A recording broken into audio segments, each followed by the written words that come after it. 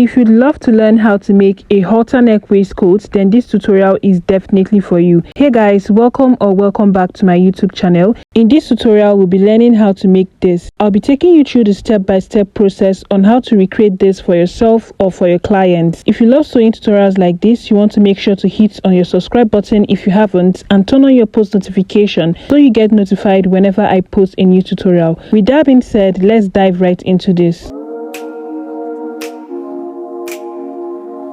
For the waistcoat, I used about 1.5 yards to create it, and this is because I also used the main fabric as the lining. I also have this pleat material here which I used to create the skirt, but this skirt is going to be in another tutorial. So now let's go ahead with the drafting of the pattern. I have my pattern paper here taped down to my table. The first thing you need to consider in the drafting of the pattern for the waistcoat is the button. So for the buttons, you're going to come in from this point by 1.5 inch, mark it across your pattern paper and connect it with a straight line. This right here is going to be the space for your buttons. From the top of your pattern paper, you're going to come down by about 0.5 inch and connect that with a straight line. This is going to serve as your starting line, which is also going to be your shoulder line. Now place your tape there at the shoulder line. You'll be marking out other measurements, starting with the shoulder to the bust point. For me, my shoulder to bust point is 11.5 inch. Next is the shoulder to the waistline. For me, my shoulder to waistline is 17.5 inch. I'm just going to mark that on the other side of my pattern paper and connect this with a straight line. So now we have our bust point and our waistline, right? Coming to this shoulder line here, make sure you take your measurements from here, as this other side is for your buttons. So on this side, you're going to mark 3 inches for your neck width. We will not be drawing out the neckline now. We'll be doing that much later. Also mark half of your shoulder measurement on this shoulder line here. For me, I have 8.5 inch. Come down from that point by 1 inch for your shoulder slope and connect it back into your neck width. The next measurement you are going to mark is going to be your chest line. I'll be leaving the measurement somewhere on the screen so you can calculate how to get your chest line measurement. For me, it is 8.25 inch. I'm going to mark that from the shoulder slope and connect it with a straight line. Also on the chest line, mark half of your shoulder measurement. This is going to enable you to get a straight line into the shoulder slope just like this. Just to make this clear, this right here is your shoulder line, this is your chest line, bust point, waistline. To mark the full length of your waistcoat, come down from the waistline by about 6 inches. This totally depends on your preference. You can do 4.5, you can do 5 inches depending on what you want. Connect this with a straight line and label this the full length. To draw out your neckline, the first thing you need to do is to determine where you want your buttons to start, which means you need to determine how deep you want your neckline to be. For me, I'm going to come down from the chest line by about 0.5 inch. This totally depends on what you are comfortable wearing. Connect that into the center front like this. For the buttonhole space, you are going to mark 1 inch on this line here. Now using your curve, you are going to connect from this point into the neck width using your curve to get a slightly curved V neckline. To determine where you want your buttons to stop, you are going to come down from the waistline by about 2.5 inch and also connect it into the center front like this. Mark 1 inch for your buttonhole and connect it back into that point there. Now this right here is your buttonhole space. For the dart, mark half of your nipple to nipple measurement on the bust point and also mark it on the full length. Connect this together with a straight line. On the waistline, come out on both sides of this line by 0.5 inch. Connect it back into the bust point and back into the full length like this. Divide what you have from your shoulder slope to your chest line by 2. You are going to mark the midpoint. You are going to connect what you have from that point there into the bust point using this side of your curve. Now for the over bust tightening around that area, you are going to come down from this point here by 1 inch and you'll be connecting it back into your bust point like this. After taking out this dart, the center is going to be longer than this side. So to eliminate that, you have to take what you have in between your dart here, which is 1 inch, and you're going to replace it on the side and connect it together. For your round body measurement, on the chest line, mark quarter of your bust measurement.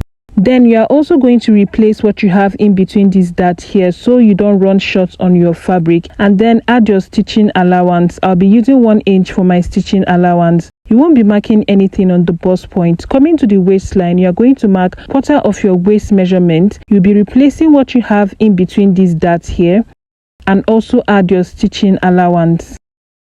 Now you're going to connect these together starting from this point to get your armhole curve. But before you complete this into the stitching allowance, come down from that point by 0.5 inch and complete your armhole curve. You can see what I have there. Then from that point, you're going to connect it into your waistline. To connect this back into the full length of your waistcoat, you are going to come in from this point here by 2 inches. You'll be connecting it this way into the buttonhole space. To connect it on the other side to the waistline, you'll be coming down from the waistline by about 1 inch. Connect from this point into that point there and then back into the waistline just like this. I'll just go ahead and outline all the main lines of my pattern paper. For the halter neckline, come out from your neck width by about 1.5 inch. You'll be connecting this with a curve back into your armhole curve. I advise you use your pencil to do this. Now make sure that when you are connecting this, that you don't go too deep inside so that your bust doesn't come out or show by the side when you put on your waistcoat. I'm satisfied with what I have here now. I'm going to use my marker to outline this just like this. After doing this line here is now our new line. So what you have to do here is you're going to take what you have in between this point here. For me, it is about 0.5 inch and you're going to mark it on this other line here. This is so that the center is no longer than the side when you join this together. Using your curve, you'll be connecting this back into the armhole curve just like this. The last thing you'll be doing here is to take out a bust dart. The shoulder to waist in front is longer than that of the back and the standard measurement for this is about 1.5 inch. From the bust line on the side, you'll be coming down by 1.5 inch and you'll be connecting this into the bust points like this. Make sure to shade this point here because we'll be closing in this dart. Now we are done drafting out the front pattern, but we will not be cutting out this front pattern yet because our neckline for this waistcoat is not complete yet. We will have to draft out the back pattern before we'll cut this out. Just like we did in front, come down by 0.5 inch and rule your starting line, which is also going to serve as your shoulder line.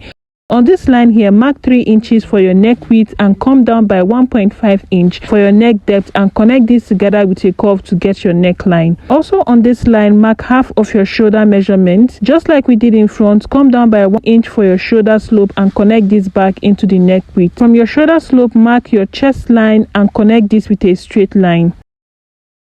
Also placing your tape there at the shoulder line or the starting line, you'll be marking down your waistline measurement. There's no need to mark the bust point for the back pattern. Remember that we said the shoulder to waist in front is longer than that of the back by about 1.5 inch. But for whatever you have for the front shoulder to waist measurement, you'll be taking out 1.5 inch and that is what you'll be marking for the back.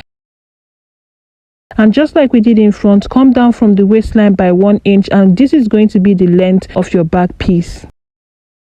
On the chest line, also mark half of your shoulder measurement. This is so you will get a straight line into the shoulder slope. Divide what you have there from the shoulder slope to the chest line by 2. Mark the midpoint, coming from that point by 0.5 inch. On the chest line, mark quarter of your bust measurement. Go ahead and connect all these points together to get your armhole curve. Mark half of your nipple to nipple measurement on the chest line and also mark that on your length and connect this with a straight line. On the waistline, you'll be coming out on both sides of your waistline by 0.5 inch. Now usually we'll connect from here into the chest line, but instead of doing that, we'll be coming out on both sides of the chest line by about 0.25 inch. This is going to help the back to be fitted. So go ahead and connect it just the way you see me doing here. On the chest line, we already have quarter of our bust measurement, right?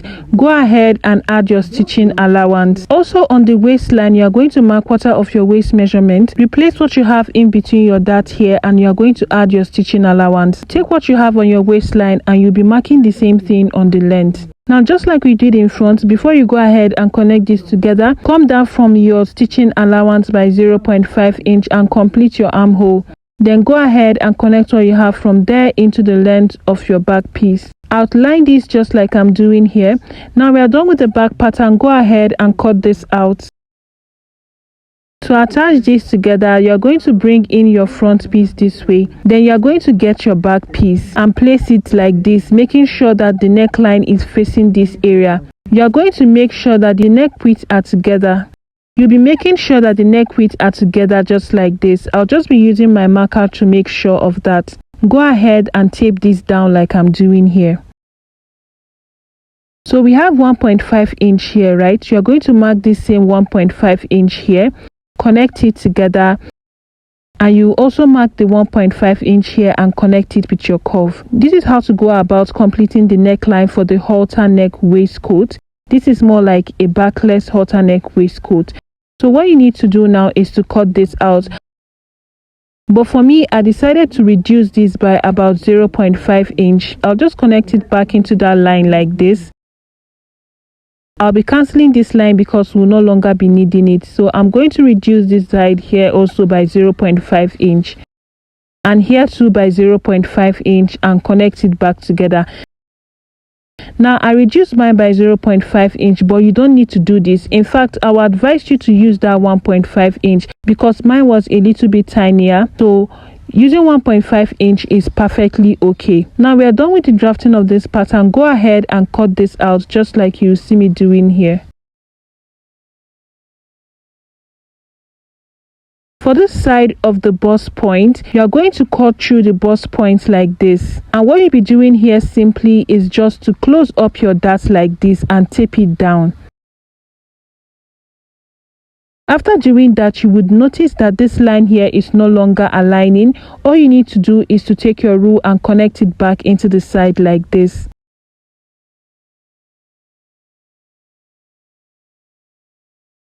Now we are done cutting out the front. For the back piece, you're going to come down by about 0.5 inch from the chest line here, and you're going to connect it back into the armhole curve like this. Go ahead and cut this out. I'll just be labeling this the back piece. We'll no longer be needing this yoke here. All we need is this part here. Now we are done drafting out the pattern for our front and our back piece. I've gone ahead to cut this out on my fabric, and this is what I have. For the center front, 2 for my lining and 2 for the main fabric. Also make sure that you iron your interfacing to each of these pieces. I added 0.5 inch all the way around. Coming to the center front, I also added 0.5 inch all the way around, and I cut 2 pieces for my lining and 2 pieces for the main fabric.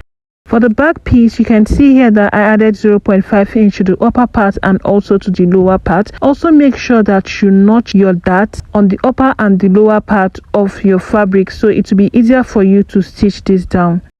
Now we are going to focus on the front piece. I'm just going to take out 1 from the center front and 1 from the side front.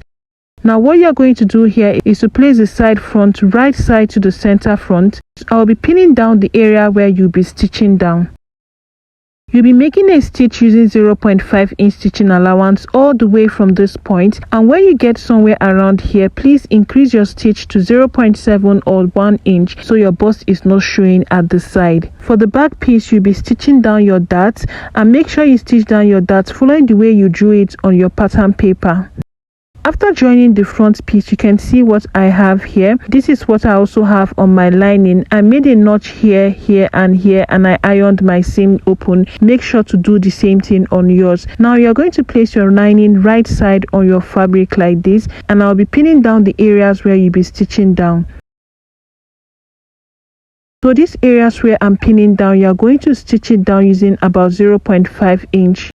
I also made a stitch around this area here. I forgot that my camera didn't record the parts where I pinned that area down. So make sure that you stitch down the side also. Notch it and trim off the excess of your stitch. So it's just the side that is left open. We'll be turning this over to the right side through the side here. Turning this over, you will notice that this is quite difficult for me because of this place, which is very slim. That's why I said you can go ahead to use the 1.5 inch there instead of reducing it like I did mine. So after turning this out, this is what I have. Go ahead and give this a very good press. For the back piece, you can see that I've stitched in my dart, and also I have joined the lining and the main fabric together at the top and at the lower part. Turn this over to the right side and make sure to give this a really good press. So I have my front piece here. I have the both sides of my front piece here. The next thing you're going to do now is to join this together at this point. And to join this together at this point, you're going to have to open this part here by about 1 inch. Make sure you open it on the both sides. What you are going to do now is to make sure that you place them right sides facing each other like this, and you are going to stitch it down using 0.5 inch stitching allowance. After stitching this down, you can see what I have here. All you need to do is to fold in whatever you have coming out at that point and make a top stitch to secure everything in place. So you can see how neat this came out after I made my top stitch. Place your back piece right sides facing each other on the front piece. Make sure you take out your accurate body measurement, and you'll be stitching this down at the sides. After stitching this down, you can see what I have here. Make sure you give yours a very good press. Now for the buttonhole, I'm going to be marking my buttonhole starting from here, and the spacing I'm going to be using is 2.5 inch. So after doing that, I have about 5 points here. I'm going to replicate that on the other side. So for a female, always the buttonhole should be on the right side and the buttons should be on the left side. After creating my buttonhole and inserting my buttons, you can see how beautiful this came out here. And that is how to go about the creating of this halter neck waistcoat. We have come to the end of this tutorial. I hope this tutorial was really helpful. You can let me know in the comment section. Make sure to hit on the like button to share this to family and friends who you think will be interested in this. I will see you guys in my next tutorial.